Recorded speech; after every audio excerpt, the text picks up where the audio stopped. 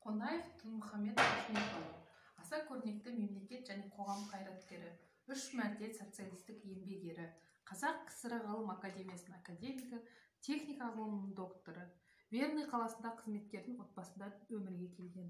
Орта мектепті бітіргеннен кейін Қазақстан өлкелік комсомол комитетінің, оның ішінде Мәскеуден түсті металл алтын институтына оқуға жібереді. Институтты ойдағыдай бітіріп, тау-кен инженері мамандығын алған Қонаев Балқаш мыс қорыту комитетінің Қоңырат руднигіне жұмысқа орналасып, одан бұрғылау станогының машинисті, цех бастығы, рудниктің бас инженері және оның директоры болып істейді. Екінші дүниежүзілік соғыстың қиын күндерінде ол тылдағы жұмысты ұйымдастыруда іскерлігімен көзге түседі. Алтай полиметалдық комбинатының бас инженерінің орынбасары, Риддер руднигінің және КСРО қорғасын мырыш өнеркәсібінің ең ірі кәсіпорындарының бірі Ленинградтық кен басқармасының директоры қызметін атқарады.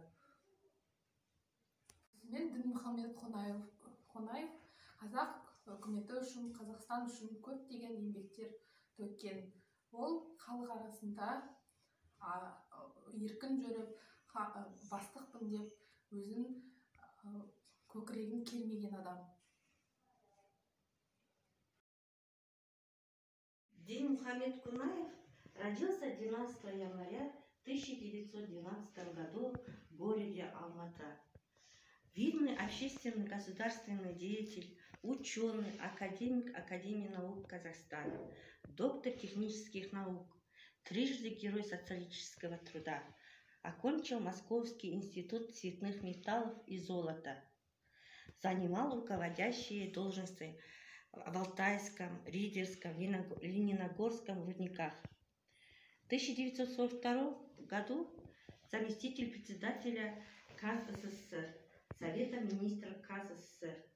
В апреле 1952 году был избран президентом Академии наук Казахстана.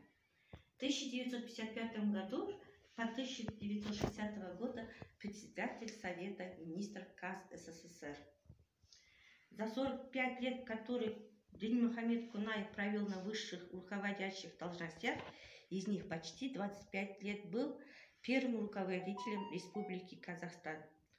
Он внес значительный вклад в социально-экономическое и культурное развитие Казахстана. Высокого уровня достигло горно-рудное производство республики. Сформировалось новые производственные регионы Казахстана. Строились новые города и крупные населенные пункты.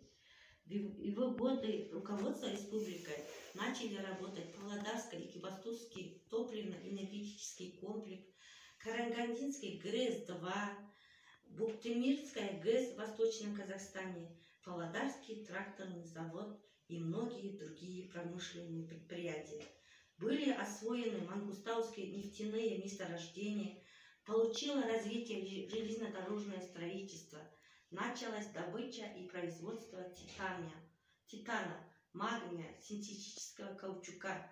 Быстрыми темпами развивалась различные отрасли электротехники, машиностроения, химии.